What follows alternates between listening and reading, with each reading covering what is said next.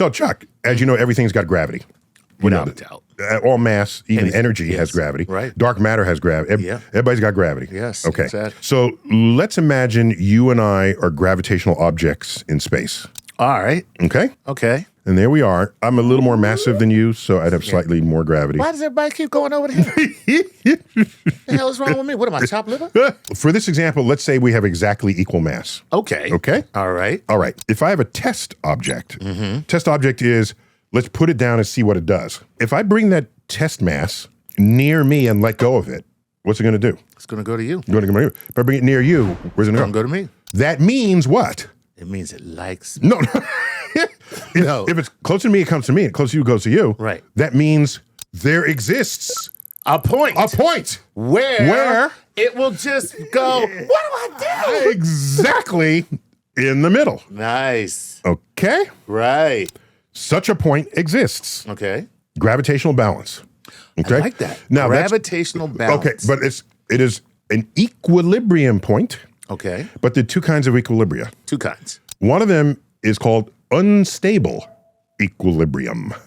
All right. If you're balanced in the middle and I move you 1 millimeter in that direction, you're going to fall in. Right. 1 millimeter in this direction. And you're going to fall in. That's correct. Right. That is an unstable equilibrium. It's unstable. Right. If you just shove it in any way, it will not stay there. It's just not right. It's equivalent to taking a marble and balancing it at the top of a hill. Gotcha. It's right there. Right. But it's a tiniest breeze. Whatever, it's going one side of the hill or the other side of the hill, but it ain't going to stay there if it's perturbed in any way. Unstable equilibrium. Unstable Okay, equilibrium. now you ready? Now we have the bottom of a hill. Right.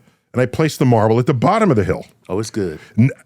I push it one way, Right. goes back to the bottom. That's right. Push it the other way. Coming right back to the bottom. Okay. Stable equilibrium. Oh, gotcha. Those are the two kinds of equilibria. Equilibria. Okay. Right. So in this case here, it's an unstable equilibrium. Does it make sense that if I have more mass than you, that balance point is not going to be in the middle? No, but we Where's can it gonna still be? probably find it. You can find it. So if I have more mass than you, where am I going to find further it? away from you. Further away and from me. closer to me. Yes, it will be. Because I'm tugging on it, but I have to tug on it differently.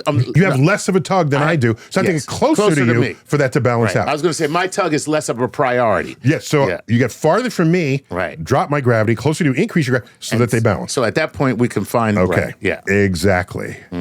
So that balance point between Earth and the moon is much closer to the moon. Right. Yeah. Okay? Has to be. To make up for the mass difference between Earth and the moon. By the way, was it 1968 or 69, Walter Cronkite, CBS News, news anchor, we had astronauts en route to the moon. So we say. and there's a point when they crossed over this balance point. Right. And this is a known point. And Walter Cronkite announced the astronauts, as of 12:29 p.m., have left the gravitational pull of the Earth. What? Okay. Cool. Okay. Well, no, not they really. didn't. No. They didn't. Because they're headed where? To the moon. And what does the moon orbit? The Earth. The Earth. So sorry, Walter. Yeah. It's They were still in our gravitational they're still pull. in a gravitational pull, Right. but in a zone where the moon's gravity is greater than Earth's gravity, but Earth's gravity is still there. Just want to make that clear. That's funny. Okay? That's really cool, actually. Yeah, it's a cool little corrective fact. That's, I'll give him a B- for even going there. Right. But he would have gotten higher grades had he explained it a little further. A little bit of an aside. If we were a dumbbell pair, typically they have the same mass on each side. Right. So when you pick it up, you grab it where? In the middle. In the middle. Right. If one side has more mass than the other, where do you pick it up? I pick it up towards the side with the more mass. With the more mass. Exactly. Because you're not reaching for the balance point of gravity. Right. You're reaching for their center of gravity. That's right. Right. And in order to do that, I want to You have to be closer to the heavier side. Correct. Right. And construction workers and anyone who's in the lifting business knows that's where you're going to pick up something. Yeah, because if I were to sit it on like that's where you balance it. Right. That's how I would balance it. Because if I sit it on the lights towards the lighter side, it just it will swing back around. Swing correct. off. Correct. Yeah, that's okay. So the center of mass is a different thing from where the gravitational fields balance. Interesting. Okay? All right. All right. And by the way, that center point for the Earth-Moon system is about 1,000 miles beneath Earth's crust.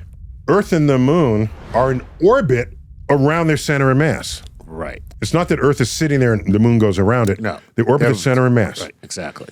If you are ever turning, a whole other force shows up. Okay. It's called a fictional force, but you can think of it as a real force in your equations. Okay. And it's called centrifugal force. Like centrifuge. Like centrifuge. Right. Okay. So the moon in its orbit feels a centrifugal force. Interesting. If you're on the other side of the moon, you will have gravity towards the moon and gravity towards Earth because they're both lined up. Right. But you will also have the centrifugal force of the rotation of the system, pushing the other way. There is a point where the centrifugal force balances both the Earth and the moon force pulling in. It will balance on the other side of the moon because we are in a rotating system. Very cool. That's another balance point. That's really cool. Okay? Yes. That's another balance point. No, I get it. And you don't even need another body on the other side tugging. Correct. You don't. Correct. The force itself is acting like that body. Correct. That is amazing. Yes. Yeah. Okay? Cool. Go ahead. Yes. So now, if that exists on the other side of the moon, chances are it's going to exist on the other side of the Earth as well. Whoa. Okay? Right. Because the Earth is part of that same It's part of the same phenomenon. rotating right, system. Right. Now Yeah. I got 3 points. That's pretty cool. I got one between us. Right. One on the other side. One on- centrifugally Right. established. Right. And one on this side of the Earth. Created the same way. The same way. Okay? Awesome. I know. Now, it turns out that there are 2 more locations where the forces balance. All right. And one of them is off to one side, and the other is off to the other side Okay. at exactly 60-degree angles. Okay. Okay? All right. How many degrees are in a triangle? 180, right? 80. So therefore, if one of my angles is 60 degrees and I have an equilateral triangle, what are the other 2 angles? Well, 60, 60, 60. There it is. There you go. There it is. So make a equilateral triangle off the side of the Earth-Moon system. And if you run the math, that's another place where we each want to pull you in. One wants to pull you that way. The other one wants to pull you this way, but the centrifugal force wants to pull you that way. So that's your 4 and 5. Holy stuff. There are 5 points, and only 5 points where all forces balance. I'm not saying forces of gravity, because there's also forces of motion. Right. Okay? Right, yeah. So one in the middle, one on Right. each side. Yeah. And at these 2 places, Yeah. right there. And it turns out these 2 places are the bottom of a hill. Gotcha. They are the bottom of a hill. Whereas the one on the other side of the moon is just a really broad area. Right. The first person to reveal this was Joseph Lagrange. Oh, that's right. I found this stable spot.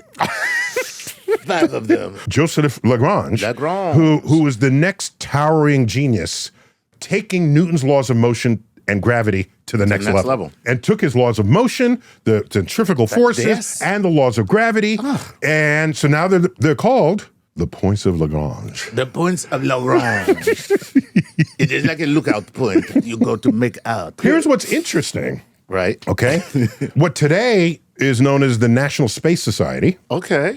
used to be called the L5 Society, Oh, cool. because the Lagrange points are numbered. 1, 2, 3, 4, 5. It's 1 in the middle, 2 on the other side, 3 behind you, 4 on one side, 5 on the other. There you go. Why they call them the L5 Society? Because at the L4 and L5, you could haul construction equipment there, And leave it. and it will stay. It'll stay. And then come get it. It's a staging. And come perfect back. station. It's a staging point to then build your space station. Yes. Completely stable. That's very cool. Not just a space station, build colonies, build anything. Oh, God. Does Elon Musk know about this? Please tell me he does not. Here's a couple of other interesting facts. Okay. Lagrange points exist for the Earth and the Sun. Well, yes. Why wouldn't they? It would have to. Yes, it did. Yes, Well, they it's do. Yeah. Yes, they now, do. Is that because the moon, because you said it's a 2-body situation. The moon is small enough. It's insignificant. It's insignificant in that calculation. Oh, that's super cool then. The James Webb Space Telescope is at L2. L2. Okay. Right. Now it Station keeping is still necessary. Yeah. And I don't know how much of that they do, but it's a very broad plateau at the top of a hill. It's very cool. Okay? It doesn't have to keep its position longer than the life expectancy of your equipment. But that's where it is. It's like they built an observatory at that point.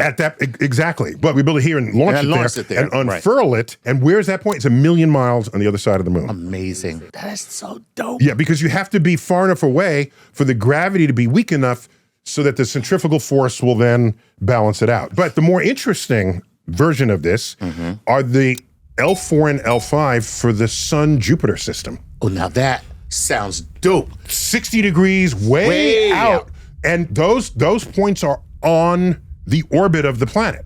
So Jupiter has a leading Lagrangian point and a trailing Lagrangian point. Okay. And you know what we have found? What? Asteroids there. Oh. They're leading and trailing asteroids. Because they're resting in the Lagrange. Where else are they going to go? Right. They wandered in. And they were just like, oh my God, I'm trapped. So it's kind of the opposite of trapped. No. It's like I have no proclivities to go anywhere. So the trailing asteroids has more in them. The leading asteroids, they're called the Trojan asteroids. The leading ones, the Greek, I think they're Greek asteroids, and the trailing ones are the Trojan asteroids. Nice. And there's just pockets of asteroids that just orbit with Jupiter. Just going, that is so cool. So Lagrange was badass, and he did all of this at the turn of the 1700s into the 1800s. Right. And Napoleon knew all about his work. Get out. Because Napoleon was highly engineering literate. We will one day take over the Lagrange points of Jupiter. Oh, one last thing. Because there are these places in space where the gravity and the rotation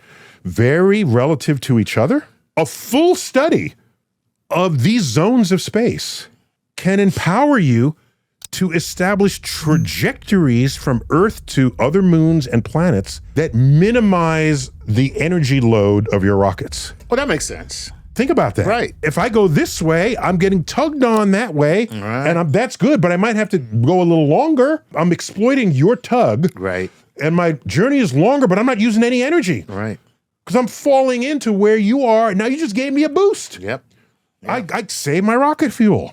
So there are these pathways through the solar system, through any system of orbiting objects, where you can minimize your energy at the expense of the duration of time it takes to get there. It's going to take longer. It'll take longer. We'll call that the cosmic scenic route. The scenic route, exactly. Yeah. And so you might put cargo ships, which require a lot of energy to accelerate.